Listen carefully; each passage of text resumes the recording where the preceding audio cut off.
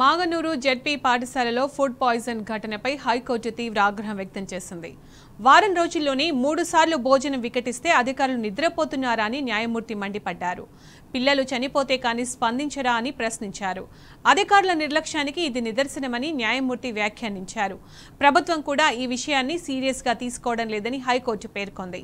ఈ ఘటనపై వారంలో కౌంటర్ దాఖలు చేస్తామన్న ప్రభుత్వ న్యాయవాదిపై కూడా హైకోర్టు తీవ్ర ఆగ్రహం వ్యక్తం చేసింది. వివరాలు సేకరించడానికి వారం వ్యవధి ఎందుకని సీజే ప్రశ్నించారు.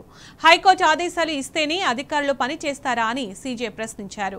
నాన్ బెయిలబుల్ వారెంట్ జారీ చేస్తే అధికారులు 5 నిమిషాల్లో హాజరవుతారని కోర్టు చురకంటించింది. అధికారులకు కూడా పిల్లలున్నారు కదా, అధికారులు మానవతా దృక్పథంతో వ్యవహరించాలని హైకోర్టు సూచించింది. భోజన విరామం తర్వాత ఈ ఘటనకు సంబంధించిన పూర్తి వివరాలు అందిస్తామని కోర్టుకు అడిషనల్ అడ్వకేట్ జనరల్ తెలిపారు. ప్రభుత్వ పాఠశాలల్లో మధ్యాహ్న భోజనంలో నాణ్యత పాటించడం లేదంటూ దాఖలైన ప్రజా ప్రయోజన వ్యాజ్యంపై కోర్టు విచారణ చేపట్టింది. రాష్ట్ర వ్యాప్తంగా అన్ని ప్రభుత్వ పాఠశాలల్లో తరచూ భోజనం వికటిస్తోందని న్యాయవాది చిక్కుడు ప్రభాకర్ వాదనలు వినిపించారు. భోజన విరామం తర్వాత మరోసారి విచారణ కొనసాగనుంది.